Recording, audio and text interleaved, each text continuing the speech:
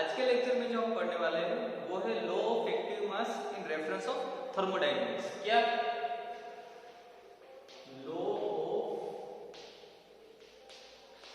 Active mass इन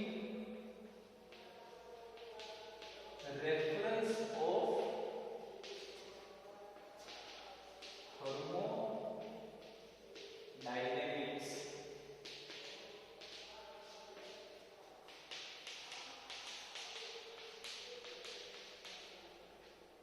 ठीक है, अभी इस चैप्टर में free energy and chemical equilibrium के चैप्टर में सिर्फ दो ही टॉपिक बचे हैं, एक ये वाला और दूसरा chemical equilibrium in terms of chemical potential. ठीक है, वो हम लास्ट लेक्चर में देखेंगे, अगले लेक्चर में देखेंगे। अब हम इसके बारे में चर्चा करते हैं। ठीक है, तो देखिए आप, ये जो लॉ ऑफ एक्टिव मास है इसका प्रूफ जो दिया जो साइंटिस्ट था वो था one day group. One day नाम के साइंटिस्ट ने इसका प्रूफ दिया कि law of active mass in terms of thermodynamics क्या होगा। ठीक है, उसने इसके लिए क्या किया कि उसने लिया था एक थियोरेटिकल डिवाइस लिया।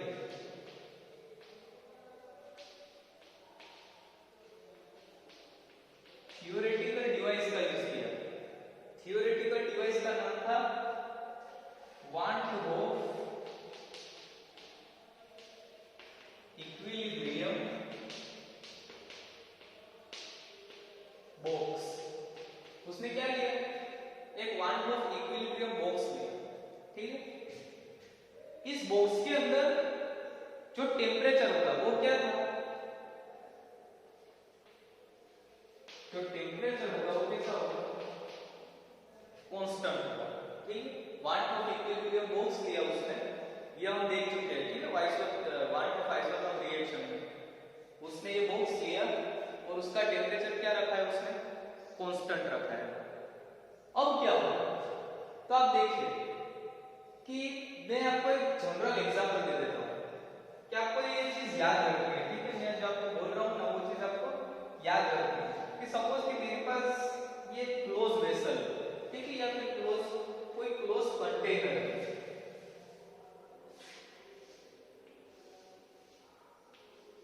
ये मेरे पास कोई क्लोज कंटेनर है, मुझे इसके अंदर कुछ गैसेस है, उसका मुझे रिएक्शन करवाना है। मुझे इसके अंदर कुछ गैसेस है, मेरा जो जनरल रिएक्शन होगा या A + B2B C + D ऐसा कोई रिएक्शन होगा, मुझे इसके अंदर करवाना है। अब मेरी जो वेसल है वो पूरी तरह से बंद है, जो वेसल है मेरी पूरी तरह से क्लोज्ड है। तो देखिए आप यहाँ पे रिएक्शन इसके अंदर कैसे हो सकता है? तो देखिए दो चीजें, एक तो आपको इसके अंदर इनिशिएटर डालना पड़ेगा। क्या डालना पड़ेगा? इनिशिएटर। इनिशिएटर का मतलब क्या है कि वो रिएक्शन को क्या करेगा? इनिशिएट करेगा, यानी रिएक्शन को चालू करेगा। ठीक है, रिएक्शन को स्टार्ट करेगा। दूसरी चीज क्या हो सकती है कि रिएक्टेंट जो होंगे इसके अंदर जो रिएक्टेंट होंगे वो अपने आप रिएक्शन को आगे बढ़ाएंगे। रिएक्टेंट जो होंगे वो अपने आप रिएक्शन को क्या करेंगे? आगे बढ़ाएंगे। लेकिन उसका जो रेट होगा, उस टाइम पर जो रेट होगा वो बहुत ही लो होगा। ठीक है, बहुत छोटा होगा। इसका मतलब क्या हुआ कि रिएक्शन जो होगा वो धीरे धीरे आगे तो बढ़ेगा, लेकिन बहुत ही कम रेट से आगे बढ़ेगा, बहुत ही कम स्पीड से आगे बढ़ेगा। और एक टाइम ऐसा आएगा कि वो रिएक्शन जो होगा वो क्या होगा? स्टॉप हो जाएगा। ठीक, ये रिएक्शन हुआ, धीरे धीरे आगे बढ़ा और फिर क्या होगा? स्टॉप हो जाएगा, बंद हो जाएगा रिएक्शन। ऐसा क्यों हुआ? तो ऐसे केस में क्या होता है कि जब आपके दो रिएक्टेंट होंगे, सपोज कि मेरे पास दो रिएक्टेंट है, वो प्रोडक्ट दे रहे हैं C + D ऐसा है। ठीक है, और ये सब कुछ हो रहा है, तो क्या होगा कि पहला के रिएक्टेंट रिएक्ट करके क्या देगा? आपके प्रोडक्ट देगा। रिएक्टेंट आपके रिएक्ट होंगे, A और B रिएक्ट करके प्रोडक्ट देगा। इसको ये जब रिएक्टेंट जो है वो प्रोडक्ट देंगे, उसी टाइम पर, उसी सेम टाइम पर होगा क्या कि ये जो प्रोडक्ट है वो रिएक्टेंट में कन्वर्ट होगा। ठीक है,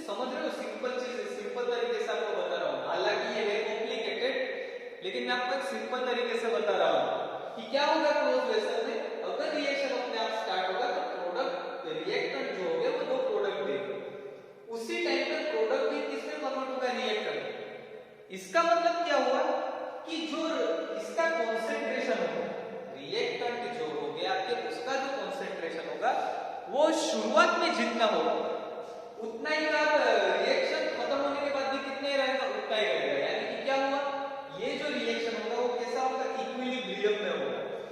इसको हम इक्विलिब्रियम में बोलेंगे, इस रिएक्शन को कैसा बोलेंगे, इक्विलिब्रियम में बोलेंगे। मतलब क्या होगा कि आपके दो रिएक्टेंट है, वो दोनों रिएक्टेंट पहले किसमें कन्वर्ट होंगे, प्रोडक्ट में। उसी टाइम पर जो प्रोडक्ट है वो किसमें कन्वर्ट होगा, रिएक्टेंट में। मतलब दोनों इनिशियल और final concentration of the reactants are the same. Initial और फाइनल कंसंट्रेशन जो होगा रिएक्टेंट के वो कैसा रहेगा, सेम रहेगा। ठीक है, मतलब क्या हुआ कि रेट ऑफ फॉरवर्ड रिएक्शन जो आपका आगे जा रहा है रिएक्शन और वापस पीछे आ रहा है, ठीक है, rate of forward reaction and rate of backward reaction वो कैसा होगा, सेम होगा। ठीक है, तो लॉ ऑफ जो एक्टिव मास है वो और कुछ नहीं, बस यही है। और वही हमको किसने बताया, वान टॉप ने अपना जो थियोरेटिकल जो बॉक्स था, वान टॉप इक्विलिब्रियम बॉक्स था, वो लेके बताया, वो हमको यहाँ पे डिस्कस करना है। ठीक है, तो उसने किया क्या, टेम्परेचर कांस्टेंट किया, फिर उसने एक रिएक्शन कंसीडर किया कि consider a general reaction, consider a reaction, ऐसा कोई रिएक्शन दिया उसने, A plus B to give C plus D, ऐसा कोई रिएक्शन दिया है उसने। अब ये चारों जो है, ये जो दो रिएक्टेंट है, ये दो प्रोडक्ट है, ये क्या है, ये हम अज्यूम कर लेते हैं कि ये चारों के चारों जो है वो आइडियल गैसेस है। कैसी गैस है, आइडियल गैस है। ये चारों के चारों जो गैसेस है वो कहां पे होंगे, वो यहां पे प्रेजेंट है। किसमें, वान टॉप का जो इक्विलिब्रियम बॉक्स है, जो थियोरेटिकल डिवाइस जो उसने बोला कि वान टॉप इक्विलिब्रियम बॉक्स है एट कांस्टेंट टेंपरेचर, उसके अंदर ये चारों के चारों गैस प्रेजेंट होंगे। ठीक है, अब होगा क्या कि वान टॉप बॉक्स में क्या होगा, तो वान टॉप बॉक्स जो होगा उसमें दो कंटेनर होंगे। एक होगा कंटेनर 1, इसको हम बोलेंगे क्या, इसको हम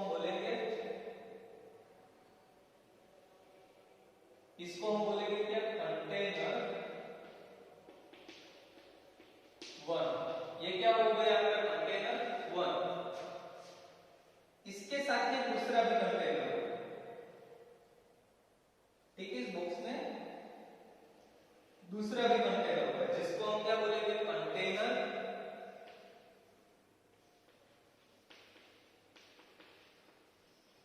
2। क्या होगा, कंटेनर 2। अब इस बॉक्स में क्या होगा, ये जो चारों गैस है वो इसके अंदर क्या भरे हुए होंगे। ठीक है, चारों गैस इसके अंदर फिल किए हुए होंगे। ये हमने वान टॉप आइसोटोप रिएक्शन जब देखा था, वान टॉप आइसोटोप रिएक्शन हमने देखा था 2-3 लेक्चर पहले, तब हमने ये देखा था। ठीक है, गैसीय प्रोसेस है और कोई चेंज नहीं है, कंटेनर 1 है, कंटेनर 2 है और चारों गैस इसमें फिल किए होंगे। कौन कौन से गैस है, गैस A है तो यहाँ पे भी गैस A होगा, गैस B है तो यहाँ पे भी गैस B होगा, गैस C है तो यहाँ पे भी गैस C होगा, और गैस D है तो यहाँ पे भी क्या होगा, गैस D होगा। अब होगा क्या, अब इसमें क्या हो सकता है कि पहले तो हमने दो कंटेनर लिए, उसमें गैस भर दी। अब ये जो गैस है उसकी चार वॉल की, ये जो कंटेनर है, सॉरी ये जो कंटेनर है उसकी चार वॉल्स होगी, चार दीवारें होगी। वो चारों जो दीवारें होगी वो सेमी परमेबल मेम्ब्रेन से बनी होगी। किससे बनी होगी, कि 4 walls are made up of semi permeable membrane. इसका मतलब क्या हुआ, सेमी परमेबल मेम्ब्रेन से बनी हुई। इसका मतलब क्या हुआ कि अगर एक के पर कोई ये जो वॉल्स है, ये जो चार दीवारें हैं, मतलब ये वाली, ये वाली, ये वाली और ये वाली, ये क्या करेगा, यहाँ पे भी ऐसे ही होगा 1 2 3 4, दोनों जो कंटेनर है उसमें क्या होगी, सेमी परमेबल मेम्ब्रेन वाली दीवारें होगी। मतलब ये क्या करेगा कि ये किसी एक ही गैस को, एक ही टाइप के गैस को वो अंदर या बाहर होने देगा। मतलब यहाँ पे अगर कोई दीवार होगी तो वो किसको अंदर बाहर होने देगा, सिर्फ A को, गैस A होगा उसको ही अंदर बाहर होने देगा, ये गैस B को ही अंदर बाहर होने देगा, ये गैस C को ही अंदर बाहर होने देगा, और ये गैस D को ही अंदर बाहर होने देगा। अब क्या होगा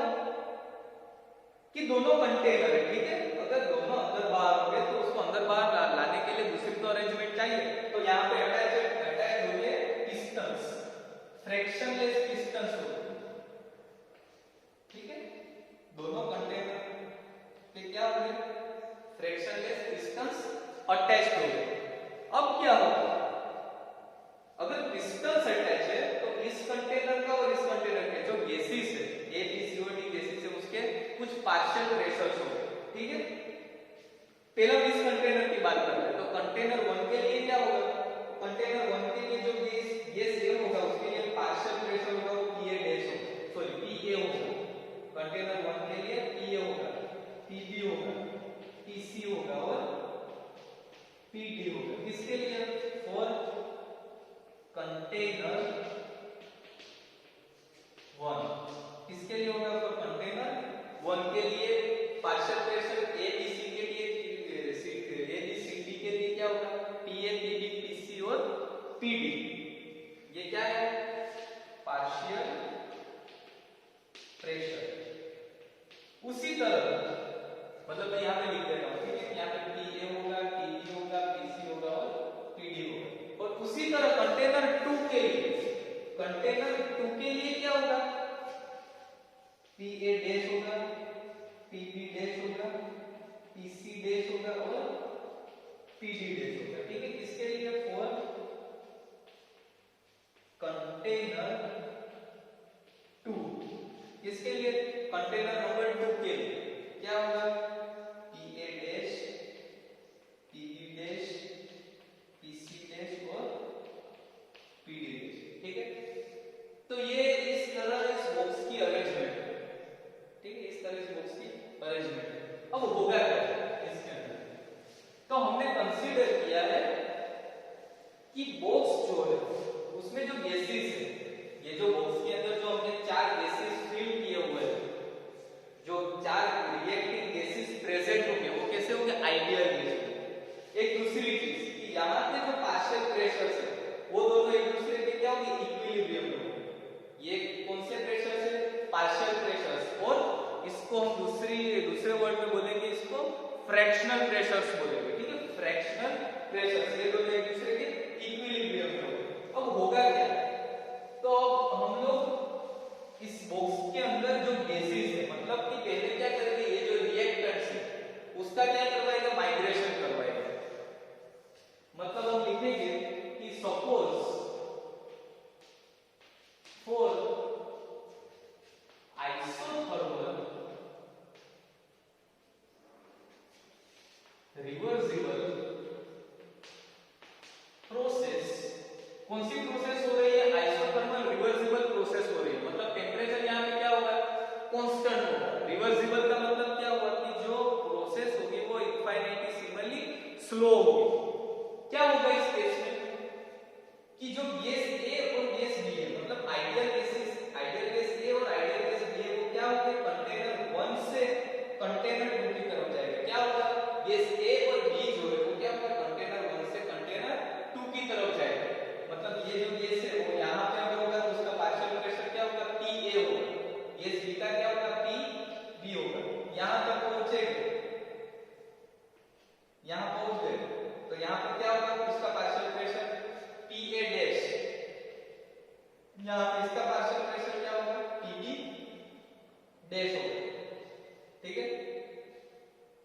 अब इस केस में हो क्या रहा कि ये कंटेनर है, वहां से गैस कैसे जाएगा, तो अब देखिए अगर मुझे यहां तक इस गैस को पहुंचाना है तो मुझे क्या करना पड़ेगा, इसका प्रेशर घटाना पड़ेगा, ठीक है। मतलब क्या करेगा, ये जो गैस है वो क्या करेंगे, दोनों गैस एक्सपांड होंगे, ठीक है। तो हम यहां पे क्या लिखेंगे, यदि ideal gases, the ideal gases A and B, ideal gases A and B expands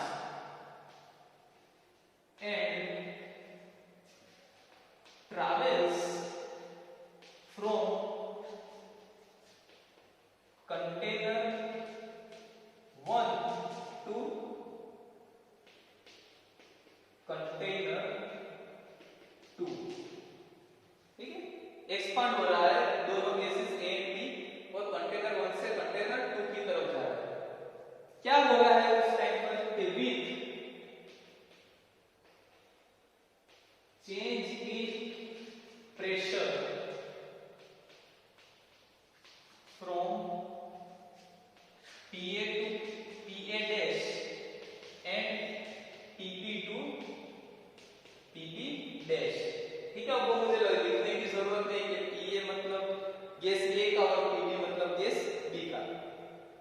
अब ये हुआ है, ठीक है। तो मुझे इसका फ्री एनर्जी चेंज कैलकुलेट करना है। क्या कैलकुलेट करना है? Free energy change. Free energy change for both ideal gases A and B will be given by, क्या होगा फ्री एनर्जी चेंज? तो हमको एक फॉर्मूला पता है कि dg होगा, जो मतलब हमारा डेल्टा जी क्या होगा? Delta G is equal to v into dt minus s into dt होगा। लेकिन हमारे केस में जो प्रोसेस है वो कैसी है? हमारा ये जो केस है उसमें प्रोसेस कैसी है? आइसोथर्मल, मतलब ये क्वांटिटी कैसी हो जाएगी? कांस्टेंट हो जाएगी। तो हमारे पास बचा क्या? Delta G is equal to v into dt। अब हम फिर सिर्फ गैस ए की बात करते हैं कि फॉर गैस ए, ठीक है। वेरिएबल क्या है यहाँ पे? प्रेशर वेरिएबल, प्रेशर चेंज हो रहा है। गैस ए की हमें फ्री एनर्जी चाहिए, तो क्या लिखेंगे हम? Delta G A is equal to initial pressure क्या था? पी ए, फाइनल प्रेशर क्या था? P A dash v into dt। ऐसा हुआ। अब आगे क्या होगा? कि हमने ये क्या कंसीडर किया है? तो हमने ये कंसीडर किया कि ये आइडियल गैस है, ठीक है। तो हमने अगर यहाँ पे ऐसा एज्यूम करें कि ये जो गैस जो एक्सपांड हुआ है उसकी जो क्वांटिटी है वो 1 मोल जितनी है, 1 मोल जितनी है, ठीक है। तो हम आइडियल गैस इक्वेशन लगाएंगे तो क्या आएगा? Pv is equal to RT आएगा। तो V इज इक्वल टू क्या आएगा? RT बाय P आएगा, RT बाय P। ये इक्वेशन को हम यहां पे ले जाएंगे तो क्या आएगा हमारे पास? Delta G is equal to, so delta G A is equal to R constant है हमारा, टेंपरेचर भी हमारा क्या है? कांस्टेंट है। हमारे पास आएगा क्या? PA to PA dash dP by P आएगा, ठीक है। इसका हम लोग सॉल्यूशन निकालेंगे तो क्या आएगा? Delta GA is equal to RT ln of PA dash by PA। मतलब जो फ्री एनर्जी चेंज होगा गैस ए के लिए वो किसका आएगा? इसके जितना है। ये आ गया अपना इक्वेशन नंबर 1। गैस बी भी एक्सपांड हो रहा है तो गैस बी के लिए हम क्या कर सकते हैं? Delta G B is equal to R T ln of TP dash by T B. ये किसके लिए इक्वेशन? ये है गैस बी के लिए, आइडियल गैस बी के लिए। तो हमारे पास दो इक्वेशन है, क्या है? Delta G is equal to RT PA dash by PA and delta GB is equal to RT ln of TB dash by TB. अब क्या होगा कि जब ये जो ए एंड बी है, जो हमारा आइडियल गैस ए और बी है, वो एक्सपांड हो गए और यहां से यहां जाएंगे, उस टाइम पे क्या होगा कि ये जैसे यहां से यहां आएंगे, जैसे इसी जो गैस सी है आपका आइडियल गैस सी है, वो क्या होगा? वो PC dash partial pressure PC dash से कहां पे जाएगा? पार्शियल प्रेशर पीसी में, यानी कि कंटेनर 2 से कंटेनर 1 पे जाएगा। मतलब क्या होगा कि ये सी गैस का इनिशियल प्रेशर क्या होगा? पीसी डैश, और यहां तक पहुंचेगा तो क्या हो जाएगा? पीसी। उसी टाइम पे ये डीपी क्या होगा? कंटेनर 2 से कंटेनर 1 की तरफ जाएगा। मतलब ये क्या होगा? पीडी डैश, और यहां तक पहुंचेगा तो क्या हो जाएगा? पीडी। मतलब यहां पे इनिशियल प्रेशर क्या रहेगा? इसका पीसी डैश रहेगा और इसका पीडी डैश रहेगा। मतलब हम सी और डी की बात करें, सी और डी की बात करें कांस्टेंट टेंपरेचर। ये हमने क्यों किया? ये ऐसा क्यों हुआ? तो हमने वो क्लोज वेसल वाला एग्जांपल शुरुआत में ही देखा था कि उसमें क्या होगा कि बैक फॉरवर्ड और बैक रिएक्शन का रेट कैसा होगा? सेम होगा, ठीक है। और दूसरी आप चीज देखें तो आपको इक्विलिब्रियम मेंटेन करना है। होल प्रोसेस में क्या करना है? पूरे की पूरी प्रोसेस में इक्विलिब्रियम मेंटेन करना है। तो मतलब यहां पे अगर इसके जो कंसंट्रेशन है या प्रेशर है वो घट या बढ़ जाएगी, ठीक है, कम या ज्यादा हो जाएगी, तो क्या होगा? इक्विलिब्रियम जो होगा वो डिस्टर्ब हो जाएगा। तो इसके लिए हमको ये करना ही पड़ेगा। अब आप देखिए, अगर इसी तरह डेल्टा जीसी और डेल्टा जी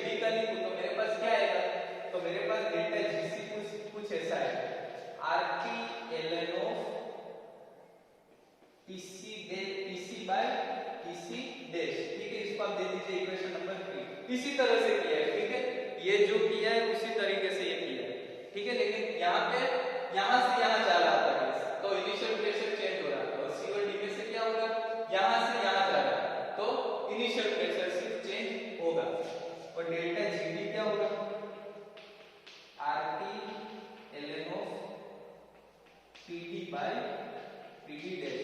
मतलब हमारे पास क्या है, ये चार इक्वेशन आए, ठीक है। अब मैं इसको यहाँ से निकाल देता हूँ, हमारे पास चार इक्वेशन आए हैं, मैं इसको वापस अच्छे से लिख देता हूँ। चारों के चारों इक्वेशन का ही हमें काम है।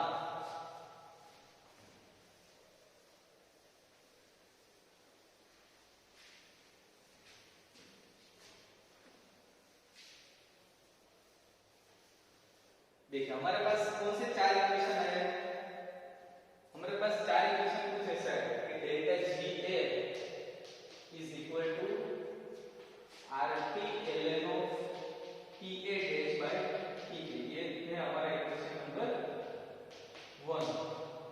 Delta GB is equal to RT ln of PB dash by PB, equation number 2। Delta GC is equal to RT ln of PC by PC dash, ये इक्वेशन नंबर 3। और delta GD is equal to क्या होगा, RT ln of PD by PD dash। अब हमको क्या चाहिए, ये जो हमारा जो पूरा बॉक्स था जो हमने यहाँ पे ड्रॉ किया था, हमें टोटल एनर्जी चाहिए। अब आप देखिए, आप कंसीडर कीजिए कि आपका जो बॉक्स है वो इतना बड़ा है, जो ये वन ऑफ बॉक्स होगा वो इतना बड़ा होगा कि यहाँ पे जो रिएक्टेंट और प्रोडक्ट, रिएक्टेंट में से प्रोडक्ट फॉर्म हो रही है उसका इक्विलिब्रियम से कोई नाता ही नहीं है, ठीक है। मतलब हम यहाँ पे लिखेंगे कि consider the box is so huge that formation of product do not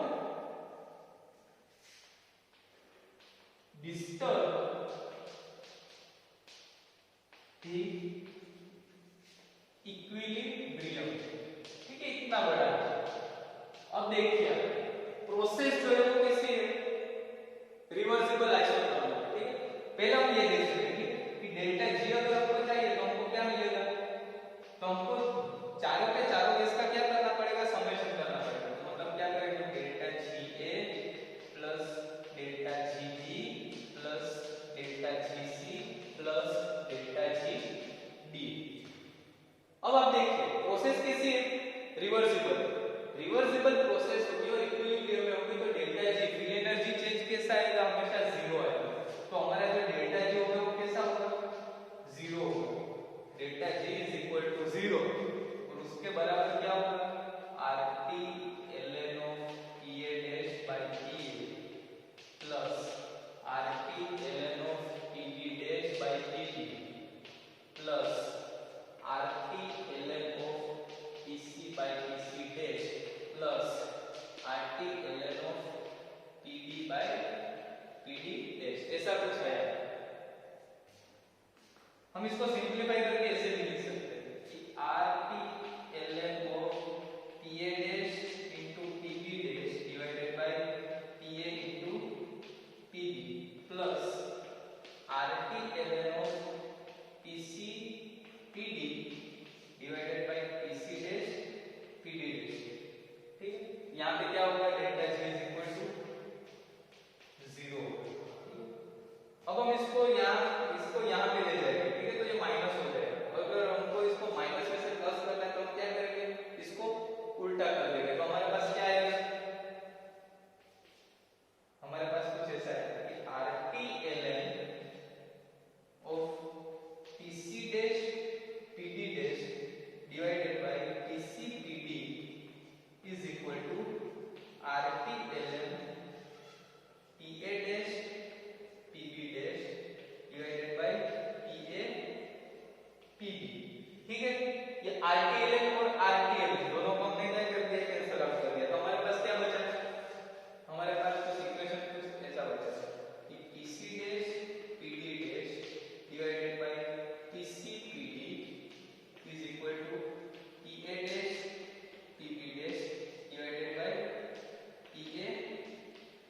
ठीक है, हमारे पास और कुछ नहीं बचा है, सिर्फ बचा है तो क्या बचा है हमारे पास, फ्रैक्शनल प्रेशर बचा है।